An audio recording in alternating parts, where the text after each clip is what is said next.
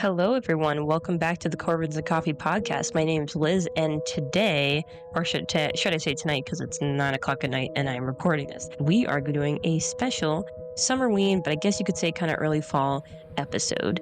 And this one is a very great one about a cult classic that's equal parts spooky, campy, and glam. Death Becomes Her, and it's a movie with falling down staircases, spray paint touch-ups, and eternal life. But beneath all that glitter and grotesque, it's a story about vanity, rivalry, jealousy, and how bitterness can rot us from the inside out. So grab your cauldron of cold brew and let's step into the crypt of camp cinema to see what this film can actually teach us about self-improvement, friendships, and romance. So for those who haven't seen it or need a refresher, here's a quick trip through the story. A fun fact, this is actually my friend Paige, one of her favorite movies. So Death Becomes Her, it's from 1992, and it's a dark comedy about two rivals, Madeline Ashton, played by Meryl Streep, and she's a fading actress desperate to cling to youth, and there's Helen Sharp, played by Goldie Hawn, a writer whose life crumbles after Madeline steals her fiance Ernest, played by Bruce Willis. So they sort of have a love-hate relationship, so it's kind of like frenemies, sort of. And it happens that years later, Helen reappears looking radiant, and Madeline panics and seeks out mysterious socialite. I'm probably butchering the name. Liesl von Rumen, played by Isabella Rossellini, who offers her a potion promising eternal youth and beauty. Helen drinks it. Helen also drinks it, and the catch: they're immortal, but their bodies still break, bruise, and decay in horrifying, hilarious ways. And Ernest, the man stuck between them, gets caught in their toxic spiral of jealousy and revenge, leading to chaos, dark comedy, and one of the campiest endings of the 90s. So basically, the themes we're going to go over are the fear of aging and obsession with beauty, which is a big theme in Hollywood, especially for movies. Like, you always have to have amazing looking actors and they always have to be so youthful. The destructive cycle of rivalry, as you'll see with Helen and Mad's relationship, sort of just kind of keeping each other around to look better or to feel better about themselves because they bring somebody else down. The illusion of forever in relationships.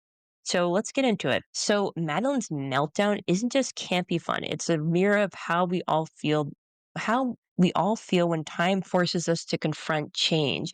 Like kind of seeing the first wrinkle on your face or realizing that you're older. It's the fear of irrelevance, especially for actors, because as you get older, you're sort of typecast as, especially for women in the sense that you get typecast as an older, sort of mature, more role like a mother or a grandmother. You're not really seen as the bright, youthful starlet that you once were, which shouldn't be the case. It's very ageist in Hollywood for that part. And I would say that it's a panic of losing what once defined us, our youth, which would say is very big for a lot of people, especially for like things you enjoyed when you were younger, and seeing that and almost having the sense that you can enjoy that still as you're aging, which I don't think is the case. I'm 28 years old. I love Magic the Gathering, I like reading fantasy and romance novels, which I guess that doesn't really pertain to any age. I also collect a lot of figurines. I still enjoy watching cartoons. I love a good animated movie. And I still think that I have the imagination sort of that I never really lost from childhood. Maybe just a little less potent than it was before, but I would say it's still the same. So I would say that, that age only defines you if you let it. So I would say it's definitely, but it still does kind of creep up on you, especially when you think about, well, things don't work as well when you get older, and just like, especially with looks, vanity, that sort of thing. But the true takeaway is self-improvement isn't about perfecting what people see. It's about strengthening what people feel when they're with you, who you are as a person. If you're kind, if you're caring, just sort of those qualities that make you you, not the physical attributes that people see. Because at the end of the day, it's not about what you look like, it's who you are as a person and who you are on the inside. Let's see. So the next part would be jealousy and vanity. So let's talk about the monsters under the glitter. So Madeline and Helen are locked in a cycle of comparison. Instead of growing, they compete. Whether it's Helen being jealous of Madeline's looks and her career and always being able to steal men from her, which she has reported that she's done before, and just kind of going in this vicious cycle. And then Madeline being jealous of Helen and stealing her fiance to make, I guess, to kind of stick it to her in a sense. And then also, when she does see how good Helen looks, this is before Madeline takes the potion, and seeing how youthful and how beautiful she looks because she had the potion, and feeling like she looks old and even being compared to looking like her own, like Madeline could be her own mother. And Ernest, meanwhile, he's miserable because when you live in a triangle of vanity and envy, no one wins. He's just drinking. And also, he basically drank himself into a situation where he lost his medical license because of Madeline, always second guessing him, just treating him horribly as soon as they got married. It's definitely been something that's been wearing at Ernest for a long time. So the potion is a perfect metaphor for quick fixes.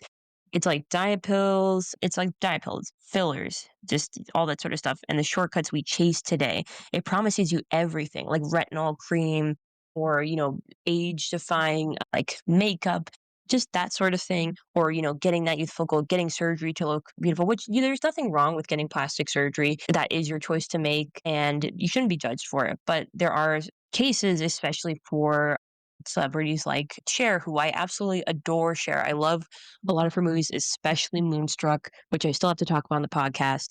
And I would say that she would have aged well if she just aged naturally, because she did get a lot of plastic surgery. And as you can tell, her face is very stiff because of it all.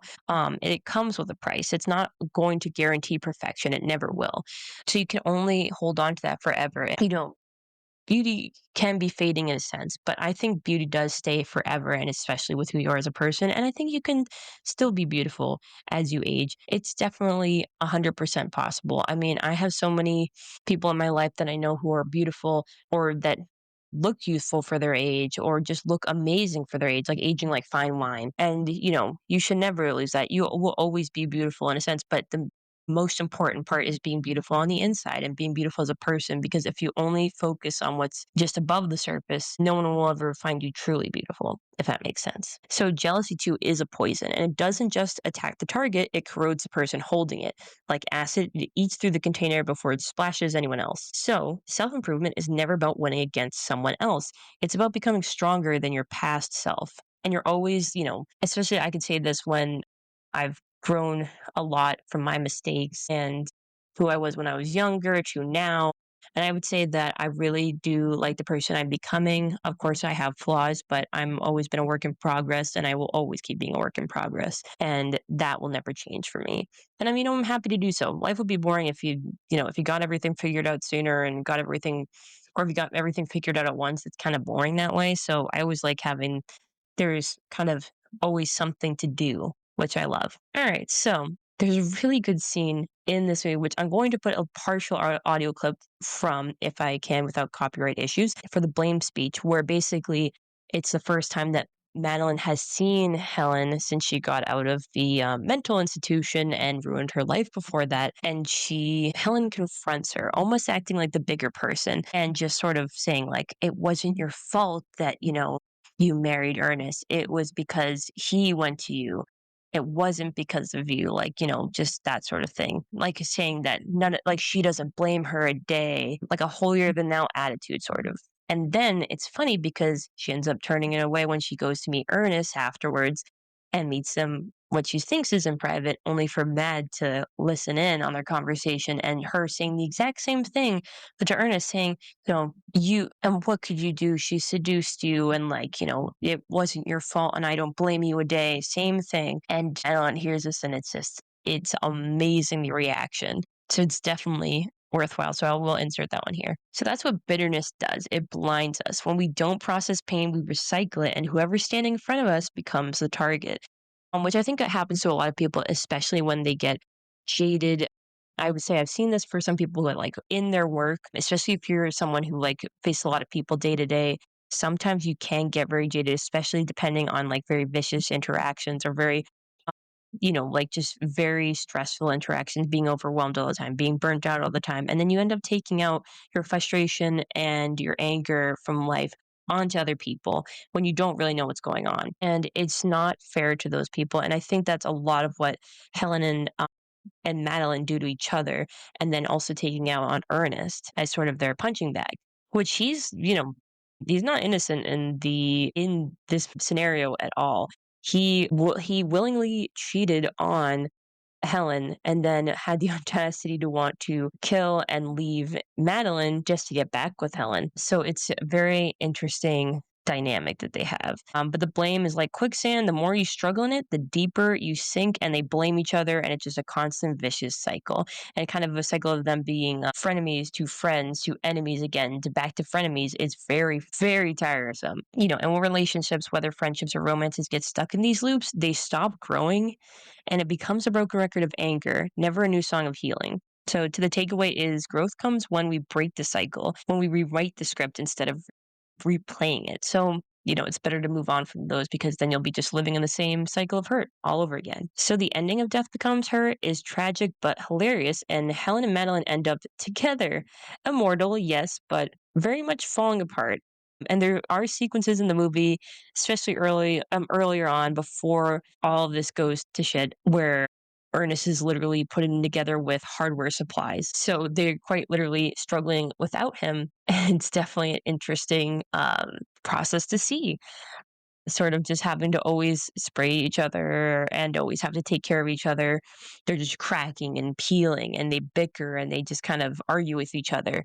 And Ernest was able to escape in the end because he didn't want to be immortal like them and live a fulfilling life where he made discoveries, he had children, he had great grandchildren, and they even attend his funeral where it was a very big turnout. And seeing his fulfilled life, they sort of scoff at it. It's just like, oh, well, he doesn't get to live forever, and sort of being like, oh, he was just too much of a coward. But at the end, I guess he did win and also sort of became their downfall. And that's the moral punchline. Chasing forever through vanity and rivalry only leaves you empty. But choosing growth, kindness, and connection, real connection, that's what makes life meaningful. So Ernest chose imperfection. He chose growth, and the film rewards him with a life worth living, something Madeline and Helen never find. And that's a lesson for us too. True self-improvement isn't about being flawless forever. It's about being real, vulnerable, and present in your friendships and romances, being able to show those flaws and accept them for what they are, but also learning to improve your life and improve who you are as a person, even if you're never perfect. And also in the end, Helen and Madeline end up taking a fall down the stairs. And it's hilarious because just like their frenemy sort of status, there is a point where Madeline is about to, or actually, let me see if I can look up the scene. So Helen's about to fall, and Madeline sort of paused a moment, being like, "Oh, well, that's too bad." And then Helen drags her down with her, and they both take a huge tumble down the front church steps, and break into a bunch of pieces. And then they're still bickering. Two just heads just sitting next to each other, just bickering, I guess, until the end. I would assume they couldn't really put themselves back together, but there you have it. Just insulting each other till the bitter end. So, this Summerween, as you sip your pumpkin spice latte under the sun, remember the campy, cracked mirror of death becomes her. Jealousy will corrode you, envy will trap you, blame will chain you, but growth frees you. And as the film shows, it's not about living forever, it's about living well. Happy Summerween, my glamorous crows. And until next time, stay spooky, stay radiant, and most importantly, stay alive. And stay tuned. Bye.